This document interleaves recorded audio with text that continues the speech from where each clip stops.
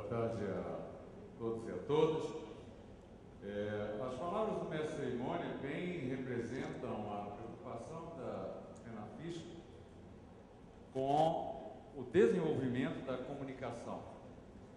As redes sociais, a mídia eletrônica e outras que por aí vem, sabe Deus o que vamos inventar mais? Desde a época dos tambores e das fogueiras, quanta coisa já mudou na comunicação, né? E a mídia, ela, de uma forma ou outra, ainda desde os tambores, ela teve a participação fundamental em toda e qualquer mobilização social, fosse qual fosse a motivação. Sempre a comunicação foi o vetor primeiro a transmitir o anseio, a satisfação ou insatisfação em determinada situação. Hoje nós estamos vendo egípcios depondo presidentes, o mundo se convulsionando ante um clamor virtual que não se sabe muito bem de onde vem, até onde pode ir, né? Nós estamos vendo o Brasil engajado nesse movimento com muita ênfase, com muita garra. Estamos vendo o surgimento de jovens, né, despontando uma liderança que, em momento algum, propuseram impor, mas que está sendo reconhecida exatamente pela dimensão da capacidade de mobilização que eles demonstraram, principalmente na questão da organização, porque a mídia social é muito bonitinha, muito rápida, Facebook para lá, Orkut para cá, Twitter para cá. Agora, organizar isso de modo, ordenar isso, fazer com que isso realmente chegue ao receptor da mensagem e que o motive a compartilhar e participar proativamente,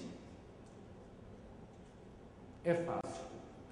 E a gente notou que nesses movimentos que aconteceram, a proatividade, ela ultrapassou o limite da simples mobilização. Ela foi solidária. Ela foi uma proatividade em que as pessoas realmente entenderam algum recado e compraram aquela mensagem e passaram a defendê-la. Exemplo da PEC 37 e outras, transporte, a questão do passe, coisa. Desvirtuamento, se não tivesse, nós estaríamos mortos. O desvirtuamento é normal. Como essa mesma força mobilizadora vai conseguir disciplinar construtivamente esse ímpeto das mídias, né, é que é a grande questão. Nós estamos mexendo com cabeças, milhões de cabeças diversas, né? Então, como disciplinar isso de modo a que daí saia algo realmente positivo, construtivo, de uma nova sociedade, uma sociedade bem estruturada e sabendo principalmente por que está lutando, por que está pedindo, por que está compartilhando aquela ideia. Esse é o grande X da questão. Para isso nós temos aqui o Vitor. Eu não devia nem apresentar o Vitor, porque o Vitor já é mais conhecido que Norte Sem Rede. Bom, aproveitando que estamos no Beira Paraguai. O Vitor, ele é italiano, mas é o mais brasileiro dos italianos atualmente. É escritor, coordenador do Núcleo Piratininga de Comunicação.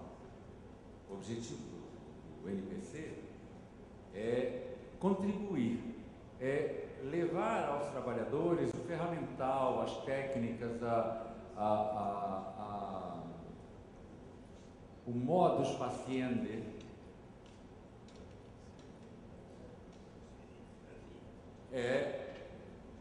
da técnica de comunicação, aperfeiçoando principalmente a comunicação sindical, para que nós tenhamos um efetivo alcance da mensagem por parte dos receptores, que é a nossa base, são vocês.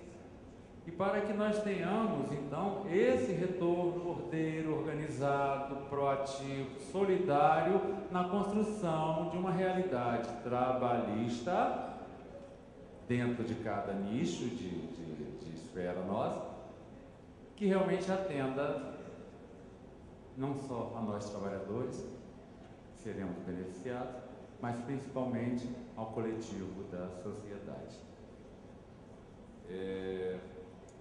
Nesse ponto, o NPC tem cursos e coisa interessantíssima. O site deles está sempre muito bem elaborado e é muito informativo. E eu já fiz curso, é interessante que se faça esses cursos, certo? Porque nós vamos ter uma boa ideia do que é a trajetória sindical através do tempo e do que está se fazendo através de nomes de renome na comunicação, não só sindical, mas na comunicação massa, para que possamos aí elaborar melhores peças e artes, né? Arthur William. Arthur William é jornalista, estou conhecendo hoje, né? Ele é jornalista da PUC Rio, formado pela PUC Rio, técnico em eletrônica, daí a facilidade também para trabalhar com mídia social, com mídia eletrônica, né? Pós-graduado em TV digital, novas mídias, pela Universidade Federal Fluminense, e atualmente faz mestrado em Educação, Cultura e Comunicação na Universidade Estadual do Rio de Janeiro. Já trabalhou na TV Brasil, na Rádio MEC, no portal EBC, como jornalista multimídia, e coordenou a área de cultura digital na Secretaria Municipal de Cultura de Duque de Caxias. É atuante atualmente no Núcleo Piratininga, na parte de mídias sociais, e leciona sobre elas e sobre as novas mídias para sindicatos e comunicadores nesses cursos que eu acabei de falar que o NPC desenvolve. Também é desenvolvedor de sites, websites e aplicativos para celulares, TV digital, caneta digital, óculos digital, o que aparecer. Agora nós estamos trabalhando, já estou fazendo óculos digital também, você não precisa mais de computador, fica na tela do óculos. E é também professor de comunicação comunitária, web rádio, web writing e mídias sociais. É menino, mas não é garoto. Já tem uma bagagenzinha. E essa gatinha aqui do meu lado é a Raíssa Galvão, mineirinha, né? Ela começou a graduação em comunicação social na Universidade de Minas Gerais, já cursava, né? E dava aula na Universidade Livre Fora do Eixo, onde aprendeu na prática todas as atividades que desenvolve hoje dentro da rede Fora do Eixo. É uma das editoras nacionais do Ninja. Engraçado, até nisso houve uma total criatividade. Esse Ninja não é um nome, é uma sigla. Significa Narrativas Independentes de Jornalismo e Ação. É gestora de coberturas colaborativas por todo o Brasil e já atuou na Cúpula dos Povos. Não adianta, vocês botam 3 palestrantes, mandam apresentar, tem que apresentar, ué. Eu vou mostrar, o tempo acabou. Atrasou.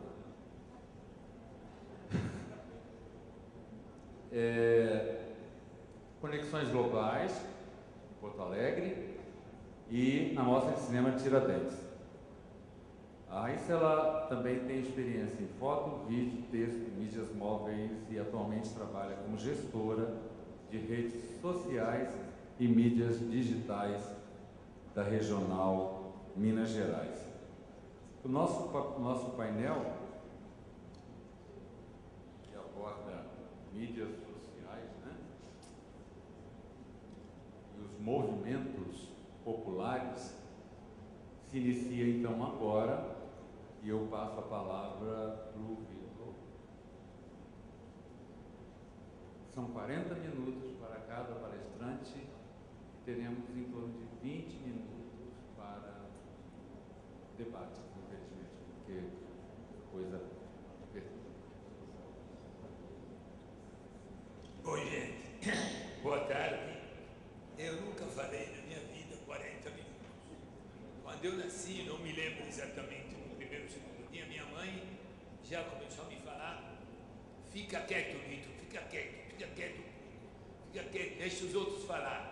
Ela morreu com 99 anos atrás, dizendo: fica quieto, Vitor, deixa os outros falar, dá chance para os outros falar. Nunca dei, mas hoje vou ter que dar, fazer o quê? Queria bater em vocês para falar tão pouco, mas sou condenado. Qual é o tópico que eu gostaria de dar os títulos, vamos dizer, o índice que eu gostaria de falar? A comunicação como disputa de hegemonia na sociedade. Esse seria o tema que eu pretendo tocar de leve. Tem umas 15, 20 páginas, vou falar 1 minuto e meio sobre cada uma. Telegrama, antigamente se fazia, hoje vamos dizer que seria um Twitter. Cada página vamos transformar num Twitter, 150 toques está acabado, e nós vamos ver se a gente se acompanha. Gente, comunicação, eu começava esse papo, comunicação e disputa de hegemonia. Já mudei, não é? E não são duas coisas. É comunicação para a disputa de hegemonia. A comunicação tem um sentido muito claro. Você quer comunicar, informar, dar informação. Não, nada disso. A comunicação quer convencer, quer arrastar, a nossa comunicação que estou falando, quer arrastar gente atrás de si, quer ganhar pessoas, corações e mente. Ou seja, queremos dirigir essa sociedade. Dirigir a sociedade não é ter um governo, ter uma prefeitura, ter o que? Um ministério, não é isso. Dirigir politicamente, ideologicamente, dar o rumo, o caminho da sociedade. O que é hegemonia? Antigamente, na época do XI até o século XIX, hegemonia era uma palavra só grega da linguagem militar, significava direção, hegemonia em grego. A direção dos exércitos, de um pelotão, de um batalhão, de um exército. Lenin, 1901, 2, 3, começou a usar a palavra hegemonia no sentido político, no sentido de a direção política da sociedade. Não era mais a direção do exército por um comandante, um batalhão, etc. A direção, e ele dizia que os trabalhadores têm que conquistar a hegemonia na sociedade, 100 anos atrás. Gente, vamos ver 200 anos atrás. 200 anos atrás, que comunicação existia na sociedade? Existia a velha comunicação de falar, todo mundo falando, uns livros que o Gutenberg tinha inventado, alguns estavam começando os jornais. Os jornais começaram junto com as indústrias, junto com as fábricas, junto com o capitalismo industrial. 1760, 70, 80, aonde? No país capitalista da época, na Inglaterra. Então, em 1789, uma data que todo mundo sabe, é a data da Revolução Francesa. Na véspera da Revolução, estava para explodir a Revolução, o rei de França, um babaca chamado Luís XVI, não entendia nada do que estava acontecendo na sociedade. Ele, com uma fala que ele fez, bateu o peito, disse: no meu reino, graças a Deus, coitado de Deus, graças a Deus, só tem um jornal. Não é como na Inglaterra, país vizinho aqui, que é uma zorra, está cheio de jornais, todo mundo escreve o que quer. Já viu o Times, um monte de jornais na Inglaterra. Na França tinha o Journal de France, O meu reino, graças a Deus, eu tenho. O coitado acabou de falar essa besteira uma semana antes, explodir a revolução.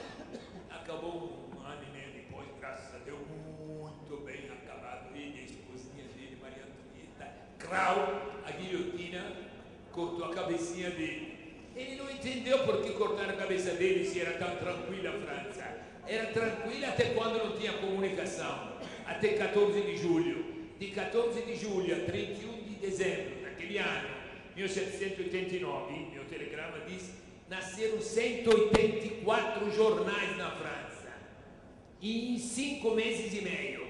No ano de 1890, apareceram na França 335 novos jornais. Isso é a comunicação. Começou a era da comunicação do jornal.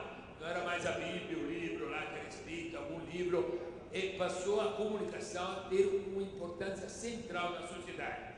Napoleão, o sucessor torto da Revolução Francesa, invadia a Europa toda, menos a Inglaterra e a Rússia, que se ferrou. Mas aonde ele chegava, primeira coisa, óbvio que tomava os quartéis da polícia, do exército, tomava o poder rapidíssimo. O dia seguinte, que tinha tomado todos os quartéis, tomava as gráficas. 3 dias depois nascia um jornal, com as ideias da Revolução Francesa, que divulgava, Quer dizer, foi o século XIX, de 1800 a 1900, foi o século da imprensa, não era da comunicação, da mídia, nada disso. Século da imprensa, lá, aquele jornal. O século do jornal, revista, folheto e tal, e os livros continuaram. Isso foi todo o século XIX. No século XIX, no Japão, estava se industrializando rapidamente, nasceram vários jornais, evidentemente, igual na Inglaterra, 100 anos antes. 1875, no Japão, nasce mais um jornal, o Jorge Shimbun, sei lá, Shimbun significa diário, o Diário Jorge. Bom, nasceu um jornal, um grupo empresarial de várias empresas. No editorial do número 0 desse jornal, tem uma frase que teria que ser pichada em cada sindicato, Sindifisco, Fenafisco, cada sindicato nosso teria que pichar essa frase. Está nascendo um jornal, não um partido. Olha o que tem no editorial. Uma frase que diz assim: um partido sem jornal é como um exército sem arma. Não tinha nada a ver com partido. Ninguém estava fundando o partido lá. Estavam fundando um jornal. Mas olha a frase genial. Quer dizer, ele faz a comparação. Quem é um exército sem arma? Um monte de babaca, vem aqui, tem 5, 10 policiais desarmados. Vamos dar uma porrada em todos eles, não vão fazer nada. Chega um desgraçado de metralhadora na mão, eu me agacho, o primeiro a me agachar. Certo? De medo. Porque tem arma. Qual é a nossa arma? Qual era a arma que diz esse jornal? 1875, um jornal. Isso foi o século XIX, o século da imprensa do jornal. Nós estamos no século XX, graças a Deus. Somos mais moderninhos. Século XXI, aliás. O século XX foi o século não mais do jornal. Claro que os jornais continuaram. Foi o século das comunicações, lá em tudo. Desde aquelas coisinhas pequenas, de telégrafo, depois telefone e tal. Máquina fotográfica, são instrumentos da comunicação. Aí está o 1895, 1900, aparece o cinema, Hollywood. Aparece o cinema, 20 anos depois aparece o rádio, 10 anos, 15 depois é a televisão, e aí chegamos, pleno século XX, novo século, chegamos a ter o triunfo da comunicação, a segunda revolução das comunicações. A primeira foi do monge Gutenberg, quando inventou aquela prensa para fazer as folhas da Bíblia, primeiras livros, cambal. A segunda revolução, a invenção da rede mundial de comunicação, da internet. Exatamente 1989, 200 anos depois da Revolução Francesa. O século da internet foi uma novíssima revolução nas comunicações. Poucos anos antes, 10, 15 anos antes, começou a falar a palavra mídia. Mídia no sentido mundo das comunicações. Não mais o mundo do jornal, do rádio, o mundo das comunicações. E nós estamos no mundo das comunicações hoje em dia. Comunicação para quê? Uns coitados dizem, para informar, para comunicar. Comunicar o quê? Com que objetivo? Qual é o objetivo da comunicação? muito claro, garantir a hegemonia na sociedade. O que o Lenin disse em 1901, 2, 3, e depois esqueci um pouquinho, é dar a direção política à sociedade. Hoje, quem é que tem não posso fazer para vocês um gesto, porque vocês são gente séria. Quem é que tem a hegemonia na sociedade, a hegemonia política na sociedade brasileira, francesa, peruana, chilena, França, Espanha, Grécia, Egito? Quem tem a hegemonia? Qual é o sistema político que tem hegemonia hoje? Qual? Faz tempo, o capitalismo, mas com adjetivo. Mais alguma coisa? Esse poder econômico qual? Vamos lá, o fiscal. O neoliberalismo, o sistema neoliberal. Essa hegemonia dominante hoje. É eles que mandam, não é ele uma pessoa, 2, 3, 4, um deputadinho, um presidentinho, não é nada disso. O que manda é uma ideologia dominante, baseada, qual é a palavra que resumiria essa hegemonia, essa visão hegemônica de hoje, dentro de toda a sociedade que nós vivemos? Uma palavra só, qual poderia ser? O dinheiro é do capitalismo, é mais uma palavra mais específica. Qual? Não, o mercado. Sim, o mercado é uma das características-chave para explicar o neoliberalismo. Mas o valor humano, o valor central da pessoa, da sociedade, qual é que é? Verdade. O poder não faz tempo, sempre foi o poder. Sempre. Desde Nero até Júlio César, meu tio, sempre foi o poder. Gente, é o individualismo. Cada um por si, o resto de si. Se exploda. Quer ver a hegemonia? Vou mostrar para vocês, agora vocês são de família. Gente, todo filme americano, norte-americano, você vê 10 vezes a bandeira americana aparecendo. Pode ser um filme de guerra, um filme científico, um filme pornô, um filme de convento de freira, não interessa. Aparece 10 vezes a bandeira americana, faz parte da hegemonia. A bandeira tremulando sempre. Isso é uma constatação. E você escuta 10 vezes a bandeira e 100 vezes você escuta a ideologia neoliberal. Escuta não, vê. Através de um palavrão que em inglês pode falar, em português não. Qual é o palavrão em inglês mais falado nos Estados Unidos? Só tem o quê? Ele pode, tá? Ninguém sabe inglês aqui, então ele pode falar fuck you, né? Gente, e você nunca escuta uma pessoa falar fuck you, fuck you. Ninguém fala fuck you com a mão atrás, com a mão no pulso. Fuck you. Ninguém fala fuck you. Automaticamente tem um dedinho que se levanta. Toda vez que fala fuck you, fuck you, fuck you, you fucking fuck, é facada em tudo quanto é lado. Não é facada não. É a ideologia neoliberal. Sabe o que é esse fuck you? Em português não posso falar, senão o Glauco aí, ó, tá aí, ó. Manuel Isidro tá olhando feio pra mim. Você veio aqui falar palavrões. Vou falar em inglês. Que esse fuck, se eu tenho um plano de saúde, a maioria dos brasileiros não tem. Fuck there, fuck there. Eu mando meu filho na escola privada, na escola pública tem que se tornar uma merda, porque senão ninguém quer privatizar. Tem que privatizar, por isso tem que ser horrível. Não é que os professores são horríveis, tem que ser horrível. Mas eu mando meu filho na escola particular. Eu tenho um vizinho, quem não pode? Fuck you, fuck you. Olha aqui o individualismo. Estamos falando de hegemonia neoliberal. Eu cuido de mim. Eu cuido da minha saúde, da escola do meu filho, do meu carro, eu cuido de mim. E o resto, que se exploda, pode falar exploda, né? Que se exploda, que se faque. Essa é a hegemonia deles. E o que nós queremos com a comunicação? Estabelecer outra hegemonia. Qual é a outra hegemonia? É também um monte de delito. Essa aqui. Porque não é nenhum partido especial.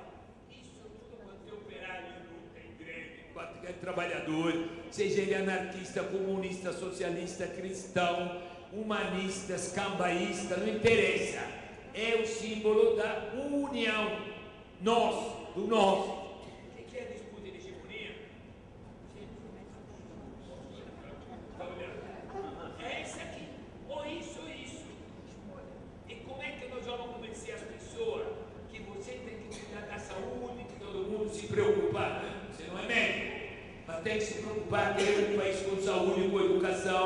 com transportes públicos, com tarifas decentes, etc, etc, etc, com o fisco, com um imposto que se cobre imposto de um iate, que se cobre imposto de um jato particular. Quer dizer, nós queremos um mundo assim. Isso não é, o jato, o ex-batista não pagará. Se exploda o resto. Eu quero que se exploda a periferia toda. Tem uma música linda de Márcio Gonzaga. Não quero. Eu quero a periferia. Por isso tem que ter imposto no jato particular. O Brasil é campeão. Hoje em dia, São Paulo é a cidade com o maior número de helicópteros particulares. Ótimo. Para ir trabalhar, maravilhoso. Em Moema, tem a Rua Funchal, lá em São Paulo. Rua Funchal. Tem 18 heliportos na Rua Funchal. E 4 pontos de ônibus. Que se exploda aqui sim. Os que vão de ônibus. Eu saio de lá, de Alphaville, pego meu helicóptero, 5 minutos, estou lá em cima. E o resto que se exploda. É uma visão. Eu digo, não, Minas é Minas. Helicópteros, Minas, heliporto e mais pontos de ônibus. Ônibus decentes, etc, etc, etc. Bom, essas são as duas visões. Quem divulgou a ideia de hegemonia? Não foi Lenin. Lenin falou, depois esqueci, escreveu outra coisa, esqueceu. Foi o tal de Gramsci, professor, era um professorzinho de segundo grau, ligado, trabalhador nas ocupações de fábrica de Índia, que estava lá. Bom, fundador do Partido Comunista Italiano, deputado, fez um discurso contra Mussolini, acabou indo preso, 30 anos de prisão. Na prisão virou filósofo, não só virou filosofar, usar da mesa, pensar. E elaborou, foi o cara que mais escreveu sobre ideologia. Não escreveu nenhum livro sobre ideologia, sobre hegemonia. Um monte de rabiço, de rascunho, que foi estudado, de livro, memória, etc. Bom, o que ele elaborou sobre hegemonia? A hegemonia não é só a direção política da sociedade, é pouco, é muito pouco a direção política. Gramsci formulou a hegemonia, ou seja, a direção da sociedade como uma direção cultural, moral e política. O conjunto cultural no sentido da visão de mundo, um mundo que nós queremos solidário, e moral, uma ação solidária para transformar esse mundo, etc. E política também que se concretiza. Essa hegemonia por Gramsci, como é? Acabou o telegrama. Como é que se concretiza? Tem duas pernas a hegemonia para Gramsci. Primeira perna é o convencimento. O que é o convencimento? Comunicação. Como é que você convence as pessoas? Apesar da dela, não adianta disputar coisa nenhuma. Xingando, eu xingo para burro, eu não estou convencendo ninguém xingando. Não adianta nem risar nem xingar. Para você convencer as pessoas, tem que mostrar, demonstrar, provar, argumentar, ouvir, trocar. Você tem que convencer as pessoas. O convencimento é a primeira perna da hegemonia, de estabelecer a direção de uma sociedade. Se você convence dezenas, centenas, milhares, milhões de um projeto político, aí pode até implementar, se tiver força. O que é a força? É a organização junto com o convencimento. É a organização em associações, sindicatos, federação, partidos, em governo, em polícia, em exército. Queremos tudo isso. Isso é hegemonia. Mas não adianta ter um puta no exército se você não tem a cabeça ou o coração das pessoas. Nada. Você tem um exemplo histórico do socialismo, nos países do século XX, demoraria para falar disso há alguns dias. Não adianta. A hegemonia não é só ter um exército, ter uma força, ter um governo. Temos que ter o coração, a mente e a ação das pessoas. É convencimento e ação, duas pernas. Bom, e aí, quem é que tem hegemonia na sociedade hoje em dia? Eles quem? O sistema capitalista descoberto, neoliberal, de hoje, canadense, de hoje, eles ditam, não é as normas, as leis são uma formalização da hegemonia, ditam os comportamentos dessa sociedade, ditam os valores. ideias, é a comunicação que dita as ideias. Então, lembrado, na época do 2003, depois daquela palhaçada daquelas torres gêmeas que não acreditam nela, aquelas torres gêmeas de Nova York que pegaram fogo, escambau, destruíram a caeta, né? Graças a Deus, milhões de bandeiras foram fabricadas nos Estados Unidos, divulgadas, espalhadas, para criar o nacionalismo, o patriotismo, o nacionalismo contra os terroristas árabes, os terroristas. E onde é que estavam os terroristas? No Iraque, tinha petróleo, tinha um ditador, Saddam Hussein, que os Estados Unidos tinham criado ele. Quem criou Saddam Hussein foi os Estados Unidos, para lutar contra o Iraque, o Irã. Bom, os Estados Unidos foram fazer o quê? Eu comentei para minha irmã, eu entreguei para minha irmã na Itália, e falei, como que está aí? Ah, está mal. Por que está mal na Itália? Está perigoso, muito perigoso. Por que está perigoso, Ana? Ana, por que está perigoso? Porque Saddam Hussein, mas tem que conhecer Saddam Hussein? Minha irmã sabia de Saddam Hussein? Não tem aí. Ele tem, organizou tudo que a televisão do mundo, as televisões do mundo, as grandes agências do mundo falaram. Saddam Hussein, bomba, está lembrado? Todo mundo lembra? Bomba química, bacteriológica, bomba atômica. Se ele soltar uma bomba, acaba a humanidade. Que isso? Ela está lá morrendo até hoje. 10 anos depois, está com medo das bombas de Saddam Hussein. Nem sabe que ele morreu. Quer dizer, o mundo todo acreditou nas bombas de Saddam Hussein, que não era bomba coisa nenhuma. Uma missão da ONU. Tá. Foi tudo uma palhaçada. Hoje agora não é mais Saddam Hussein, é Irã. O acordo eletrônico está lá, como é que vai ser? Se vai fazer acordo para desarmar o Irã, desativar a produção de bombas, etc. É a mesma história. O que os Estados Unidos querem tirar do Iraque? Que ele quer petróleo, energia política, a Síria, já está no papo, né? O Iraque, aquela palhaçada de guerra para implantar a democracia no Iraque. Nada disso. Implantar o caminho para a China. Agora tem o Irã, que tem que ser exterminado de uma forma ou de outra. O Afeganistão já está no papo, claro, ele já está na China. Caminho para a China. Minha irmã entende isso, não é minha irmã, nem nenhuma das nossas irmãs, dos nossos irmãos entende isso. Porque a mídia mundial está fazendo uma enorme propaganda das suas ideias aqui, nos Estados Unidos, o Salvador do mundo, o país que planta a democracia e tal. Esquece que não dá mais. Gente, vamos falar de vocês fiscais. 2010, o governo lá, Paulo Vanucci, um cara decente, o governo, fez um plano nacional de direitos humanos. O cara é louco. O plano nacional de direitos humanos falava de tudo o que precisa. Tudo que eu sempre sonhei na vida estava nesse plano nacional, pronto para ser implantado no Brasil. É tudo em pé. Nunca vai passar. Não se preocupe. Imediatamente, Tom Jobim deu um voto, tal. Conseguiram derrubar o terceiro Plano Nacional de Direitos Humanos.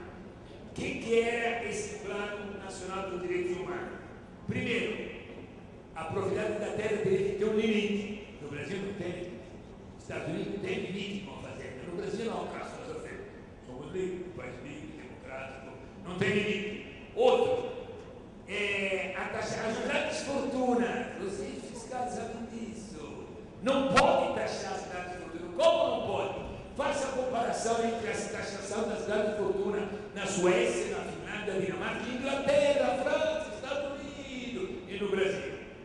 Isso mudava essa taxação das grandes fortunas, esse plano nacional. Mudava a condenação dos criminosos da ditadura militar, a tirada daquela palhaçada da anistia recíproca, certo? Que nenhum torturador, assassino, estuprador, esquartejador do Brasil foi condenado da ditadura. Estão todos felizes da vida, esperando morrer para o inferno, Lá não pagava, mas aqui não estão pagando nada. Certo? Nós queríamos que fosse condenado. Não, estava no Plano Nacional de Direitos Humanos. Outro, tinha mais, bom, falava da reforma agrária, etc, etc, e a reforma do sistema de rádio e televisão, as concessões públicas de rádio e televisão. Que foi? De quem é a hegemonia? Paulo Baruch, ministro lá, sonhou que era nossa. Coitadinho, caiu imediatamente. Acabou o Plano Nacional e voltou de quê? O Instituto Milênio, da direita das comunicações. Veja a Folha de São Paulo, Estado de São Paulo, que mais? Cívica, Estadão, foram os donos da mídia e esse plano foi retirado, foi esculhambado com enorme discussão de Arnaldo de Amor, Alexandre Garcia, Silas Malafaia, que mexe o Plano Nacional de certo? Foi retirado, acabou. E com consenso da sociedade. Essa é a hegemonia. Eles têm hegemonia. Qualquer movimento que vocês façam, vocês devem ter um movimento por aí, etc. Sempre a mídia condenará. Gente, a mídia, o que faz? A cabeça da pessoa. Um professor da Universidade Federal da Bahia, que trabalhou 18 anos na Embrapa. Comecei com ele, estava no final de ano, as cachaças por ele, tal, festa de anos. E ele falou que estava com centenas de favela. Mas lá no Rio tem, você vai na rua, conhece, mais ou menos. Ele queria que dissesse que era um esperto de favela. Não sou. Mas você tem. Escuta, é verdade que 95% dos que moram em favela, olha a hegemonia hegemônica. 95% dos que moram em favela é tudo bandido, traficante. Vai querer bater nele. Tá bom a festa, vou bater o coitado, o infeliz. Não é isso não, ao contrário. 95% dos que moram. O trabalho, eu gostaria de ser trabalhador. Certo? Gostaria de trabalhar. É uma pessoa normal. Sério? Não é tudo bandido, não? Quem botou na cabeça dele que quem mora em favela 92 é tudo? Só 95 é bandido e traficante. Quem botou? Jesus? Coitado, não sabia nada disso. Quem botou na cabeça dele? A mídia. Olha a Globo News, eu faço ginástica de manhã às 7 horas para não bater as botas, certo? Manuel, tem que fazer ginástica. Aí, lá na academia, passa a Globo News, eu vejo meia hora, 10, 12 minutos. Todo meio branco no estupro com assalto do bloco, não é bandido. Não é bandido, só não paga imposto, etc. Gente, é criado esse direito. Quem botou na cabeça desse professor sério, bom, que não é gente bandido ou traficante? Está lembrando do caso da contrária? Não vou falar disso. Bom, vai decidir. O que diz a mídia? A ideia hegemônica. Tudo bandido, tudo vagabundo, não trabalha, tem mais de 300 cooperativas, vagabundo, vândalo e não sabe trabalhar, tal. E é isso que é a visão, e não se faz reforma agrária. Nos Estados Unidos foi feita, na França foi feita, na Inglaterra foi feita, na Itália foi Mussolini, aquele assassino fascista desgraçado do pai, que fez a reforma agrária. Aqui não se faz reforma agrária, não se toca a reforma agrária. Viva a obra do voto da Bahia, esses dias está acontecendo com o voto agora. Mais do telegrama, a mídia, a mídia ou esconde o fato, ou distorce, ou ela mente descaradamente e sempre criminaliza qualquer movimento que quer mudar a hegemonia. Seja ele jovem, ninja, seja ele jovem, seja ele qualquer greve, qualquer movimentação, qualquer comunicação de estudantes por mais verba, de faculdade, qualquer coisa que mude a hegemonia, a mídia condena. Essa é a mídia. Qual mídia? A mídia hegemônica. E a mídia contra-hegemônica? Deveríamos fazer parte daí o papel do sindicato, da comunicação sindical, dos movimentos populares, dos jornais alternativos. Deveria ser sobre querer grande mídia é contra a flexibilização. Toda a grande mídia é a favor de acabar com a CLT. Aquele decreto 43 da terceirização total do serviço e tal, é acabar com a CLT, coitado do Getúlio, acabar de vez, jogar fora acordos individuais, não tem mais, é tudo terceirizado, desorganizado, sindicato. Quem da grande mídia é contra isso? Nenhum. Nós temos que ser contra, se for. Se nós tivermos uma puta mídia nossa, contra-hegemônica, nós temos que combater a mídia que diz que tem que terceirizar até a mãe. Se nós ficamos querendo terceirizar até nossa mãe. Até nossa mãe. Estou fechando. Nada mais. Gente, temos que fazer tudo. Nossa comunicação, não me venha dizer que tem um jornal cada 2, 3 meses, não serve para nada. Jornal é o Jornal Nacional, aquela desgraça, Folha de São Paulo, Estado de São Paulo. Até o jornal lá do Sarney é diário, Cristo. Até certo, o jornal é diário. O ideal é uma por dia, certo? Esquece é dar uma por dia, tem uma batida aí na hegemonia, certo? Não um jornal de informação por dia, não adianta. Eu faço um jornal uma vez por mês. É mesmo? Uma vez por mês só, Grau? Não dá. Uma vez por mês é pouco. Cada 15 dias é pouco. Temos que ter uma puta comunicação com a nossa base. Uma grande comunicação, a mais intensa possível, porque eles lá têm a comunicação dele. Primeiro, fazer nosso jornal, cartilha, caderno, vi um monte de caderno. Não adianta deixar amontoado debaixo da escada do sindicato, esse caderno. O caderno é desgraçado, nossa comunicação é desgraçada, não tem perna. O jornal, você faz um caderno bonito, eu peguei todo. Belos cadernos que você fizeram da Fernandista e tal, só que criminoso aquele caderno, ele não abre assim. Não tem perna. Ele não chega, caderno, minha. Não, o caderno não vai sozinho. É você que tem que levar embaixo do braço aqui para passar para todo mundo. Olha aqui, filho, tal coisa. Nossa comunicação é jornais, caderno, cartilha, etc, etc. E o nível da parte de informática, esse daqui vai falar, não sei do jeito que vai falar. E se fala muito, se fala muito da democratização, está na moda. Democratização dos meios de comunicação. O que significa? Que rádio e televisão não são nem minimamente democráticas no Brasil. Estão na mão daquelas famosas 6, 7, 8, 9 famílias, tanto faz. É um monopólio de algumas famílias que são donas, bota a desgraça que eles quiserem lá, não tem nenhum controle da sociedade. Nós queremos uma mídia democrática, significa a mídia eletrônica, que não vai falar, tem que ser redistribuída. Na Argentina tem um belo exemplo, 30% público, 30% estatal. O Estado pode ter seu jornal, sua televisão, sua rádio, quem quer, tá certo? Se for boa, e 30% público da sociedade pública. A FENAVISCO tem que ter um canal de televisão. São quantos fiscais no Brasil? Não tem nada a dizer ao mundo? Tem. Então tem canal de televisão a dizer. Tanto assim, tem que ter, participar de uma televisão pública. E 30%, 33%, um terço para a iniciativa privada. Globo, SBT, Bandeira, que divide os 33%. Na Argentina é assim, no Uruguai é assim, tchau, chega demais.